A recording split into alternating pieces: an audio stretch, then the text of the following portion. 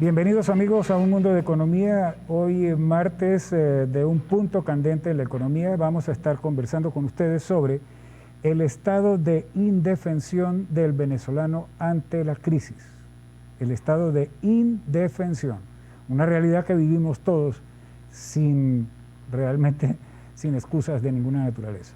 Y para hablar del tema, pues está con nosotros, nos acompaña hoy el doctor Feldman, David Feldman, quien nos acompaña generalmente los martes. Bienvenido, David, un gusto que estés hoy con nosotros aquí. Un feliz martes, Fidel, y a los televidentes. Gracias, David. A ver, David, hablemos del tema. ¿Qué te digo? En Venezuela se ha configurado ciertamente en los últimos años un cuadro absoluto de indefensión del ciudadano, del venezolano, frente a los abusos del poder. Es una situación que sin lugar a dudas favorece la violación sistemática de los derechos humanos en todos los órdenes. Y tiene aquí, por cierto, la impunidad, sin lugar a duda también, su mejor escenario, ¿no? Ese es el cuadro, digamos, general en el que estamos.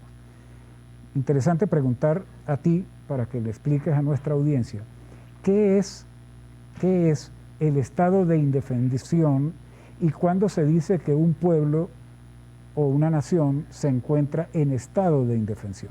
El problema de indefensión del venezolano no es actual, es histórico y tradicional en este país. Sí, no es algo nuevo, eso es cierto, pero ¿qué es indefensión? Indefensión es cuando hay un procedimiento judicial o administrativo en el que te es agredido o te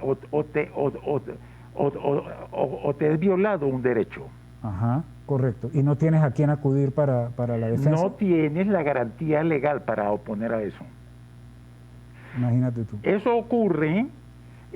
ocurrido en Venezuela tradicionalmente por la mala calidad de las constituciones venezolanas. En principio. Ahí nace el problema. Ahí nace el problema. Y desde el punto de vista de ejecutoria, digamos, de los órganos del poder y su desempeño frente al ciudadano. Mire, el recurso legal que regula la actuación policial respecto al arresto se llama habeas corpus. Correcto. ¿No? Este principio es muy sencillo. Si usted es arrestado, usted se presenta a un juez para que le dicte cargos o le dé libertad en un plazo establecido, que de acuerdo a la doctrina internacional es entre 48 y 72 horas.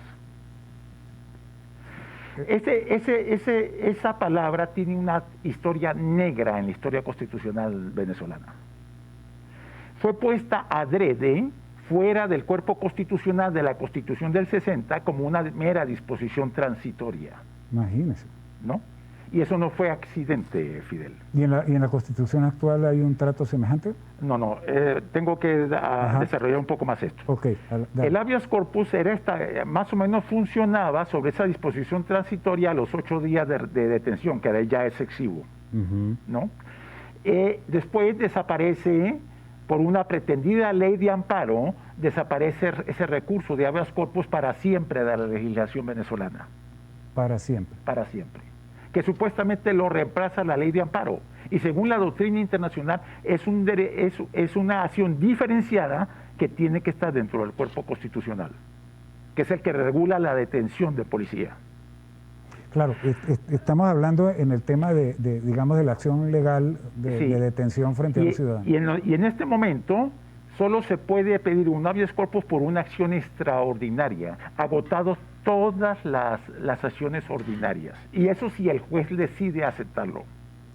Wow. Esa es la triste situación del habeas corpus en Venezuela.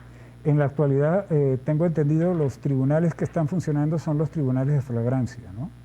Solamente, porque el resto del sistema legal, jurídico, está paralizado por el tema de la pandemia. Tiene 6 meses cerrados los tribunales. Mire, ¿es el único país del mundo con los tribunales cerrados en este momento? Yo creo que sí.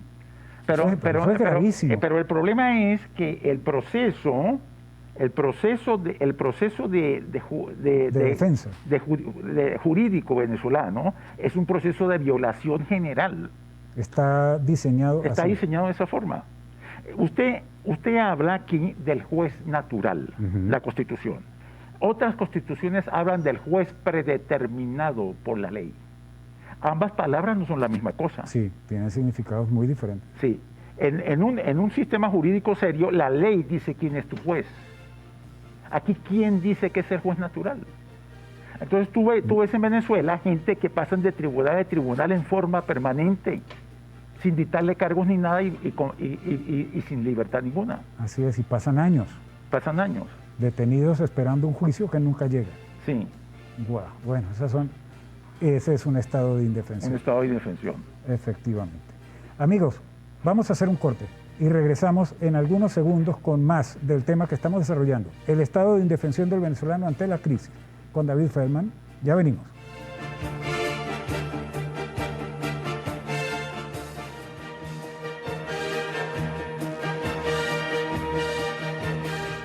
Seguimos, amigos, con más de Un Mundo de Economía. Estamos hoy hablando del estado de indefensión del venezolano ante la crisis con el doctor David Feldman, abogado.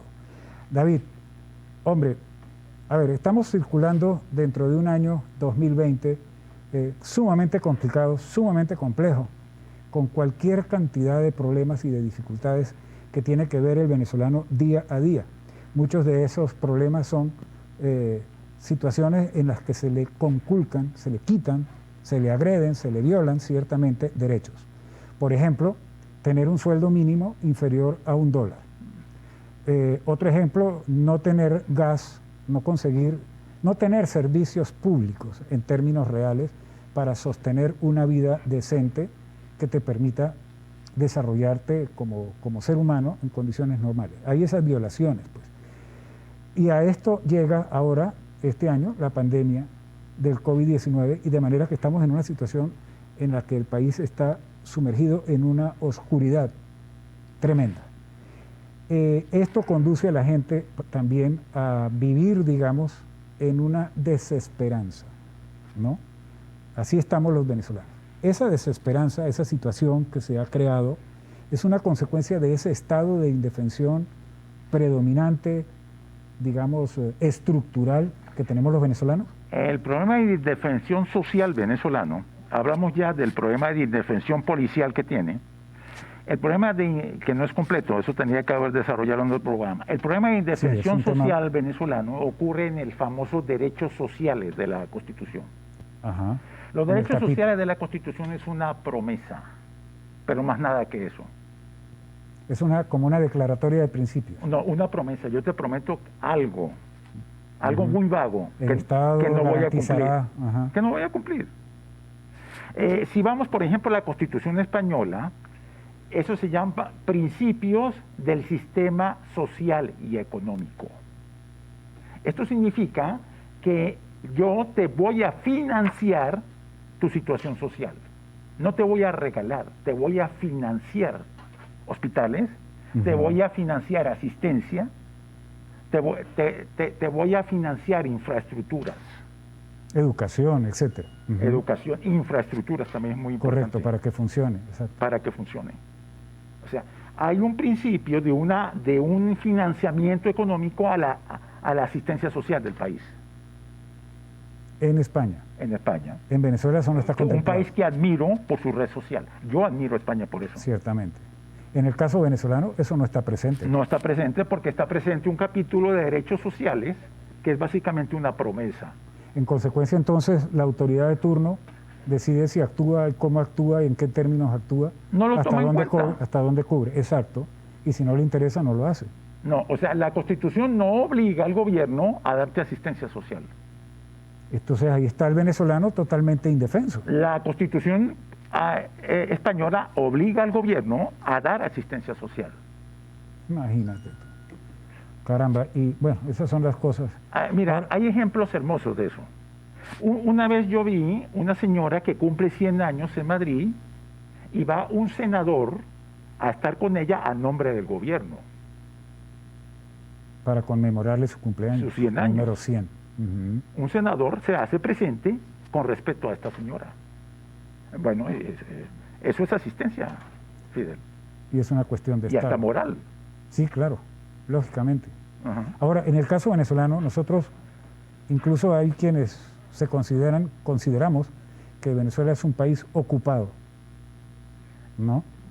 Yo diría... Y es atendido como una nación saqueada por fuerzas externas. Así lo ven algunas personas, no sé si tú lo veas así, por fuerzas externas e internas que le impiden ejercer a Venezuela, al gobierno, su soberanía. Es la condición que produce el estado de indefensión, podrían decir algunos. ¿Estas fuerzas represivas es lo que impiden cualquier posibilidad de cambio político en Venezuela para solucionar el tema económico y el tema social? Venezuela no es un país ocupado, en mi opinión. Empecemos por ahí, ok. Venezuela sí es un país que está sujeto a una manipulación política de afuera. Una manipulación que es solo eso y que solo está en los medios. O sea, tú presentas una banda de bandidos en una esquina y dices este país está ocupado. Y eso es solo 4 o 5 bandidos en una esquina. Correcto. ¿No? El resto del país no está pasando nada y te hacen creer que el resto del país está así. Ahora, en ese cuadro de cosas, en todo caso, el venezolano está, como venimos conversando, indefenso. Sí, está indefenso. Y, bueno, ¿cómo podría romperse este proceso de falta de defensa, de indefensión? De indefensión. En primer lugar, usted necesita policías reales. Caramba, ese es un tema muy importante porque ciertamente en Venezuela no contamos con policía profesional. No contamos con policías de seguridad. Vuelvo a decir, dentro de la... El concepto es otro. El concepto es otro. De las policías. ¿Tú has oído hablar la palabra Suret? Sí. Ok, la palabra Suret era un símbolo de Francia. Sí. Tú lo decías Francia y decías Suret. El hombre tenía fuerza y prestigio y es muy buena. Ciertamente. Suret en francés significa protección. Se llamó primero protección general, después protección nacional. Después, no comprendo por qué razones, en el 67 la cambiaron por Policía Nacional Francesa. Y así se llama. Así se llama. En la actualidad. Ese es uno de los mejores cuerpos de policía del mundo. Y es muy profesional, está catalogada como tal. Está bien. Funciona sobre un sistema de varios tipos de policía. Funciona sobre un sistema local de policía que llaman guardia de paz, que es un policía local de punto que te protege sobre cosas normales. Y se llama guardia de paz. Sí, llamemos sobre delito cotidiano. Sí, un policía de punto, un policía de paz. ¿No? Tienen diferentes niveles. Tienen diferentes niveles. Vamos a retomar ese tema ahorita que regresemos del corte, David. Perdona, disculpen. Amigos, vamos a hacer un corte y regresamos en algunos segundos con David Feldman para continuar hablando del estado de indefensión del venezolano ante la crisis. Ya venimos.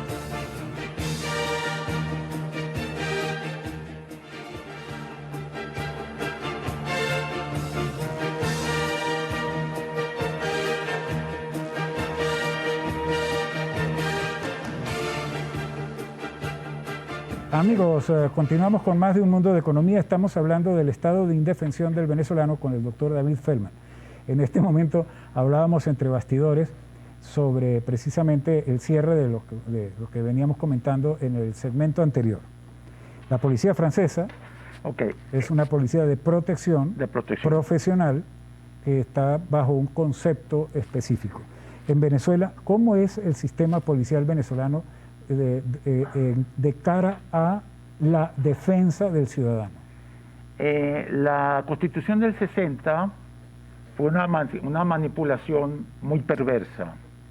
Estableció el sistema inquisitivo en el cuerpo constitucional en que el policía era el juez, el verdugo y el defensor, entre comillas. Wow. ¿No?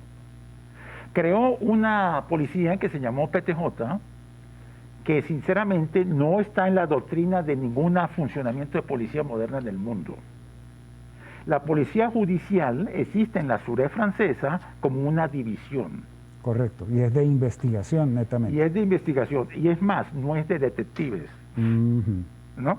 Porque en la policía francesa hay una brigada criminal que hace el trabajo de detective. Exacto. Una vez levantado el delito, entra el agente judicial por división. Si es homicidio, si es hurto, si es esto. O sea, es investigación especializada. Especializada. Ajá. Entonces hay delitos informáticos, etcétera, etcétera. Todo lo etcétera, etcétera. En el caso venezolano existen. En el caso venezolano existe una nebulosa policía que hace de todo y hace lo que le da la gana. Claro, y en un cuadro de indefensión el ciudadano no tiene campo de acción. No tiene campo de acción. Esas son las cosas. Ahora, estamos sumidos los venezolanos en un estado, sin lugar a dudas, en este 2020, de decepción general. Cada quien al revisar sus bolsillos descubre que no tiene cómo resolver el sustento diario, su sueldo es menor a $1, no puede comprar lo que necesita. $1 y una harina pan cuesta $1, por ejemplo, 1 kilo de harina. ¿Cómo hacer entonces? Tiene capacidad muy mermada para poder vivir. No hay dinero para la comida ni para necesidades básicas. Somos más pobres, sin lugar a duda también. ¿Acaso un salario mínimo de 400.000, que estamos hablando, menos de $1, al costo, y el costo de la cesta básica hoy en 8 millones de bolívares? ¿No es esto, David, un crimen de lesa humanidad? ¿Someter a una población a recibir un sueldo con el que no puede comer? Es un crimen de lesa humanidad y también probablemente buscado adrede. O sea, es un crimen. Es un crimen, no es un accidente, es un crimen. No es accidental. No es accidental. Porque se persigue, hay un objetivo de orden político probablemente detrás de una acción de este tipo, de sometimiento, de control, no sé, se me ocurre pensar esas cosas. De destrucción. Destrucción. Destrucción. Del aparato económico. Y la gente. Entonces eso agrava el tema de la un país tiene que tener en cuenta que necesita una base de seguridad nacional. O sea, las condiciones de vida son de seguridad nacional. Sigue. Las condiciones de vida tienen que ser preservadas como una situación de seguridad nacional. Ajá. ¿Entiendes? Claro. Bueno, pero si se tienen, digamos, otros criterios como seguridad nacional por encima de... La seguridad nacional debe estar definida en los textos constitucionales.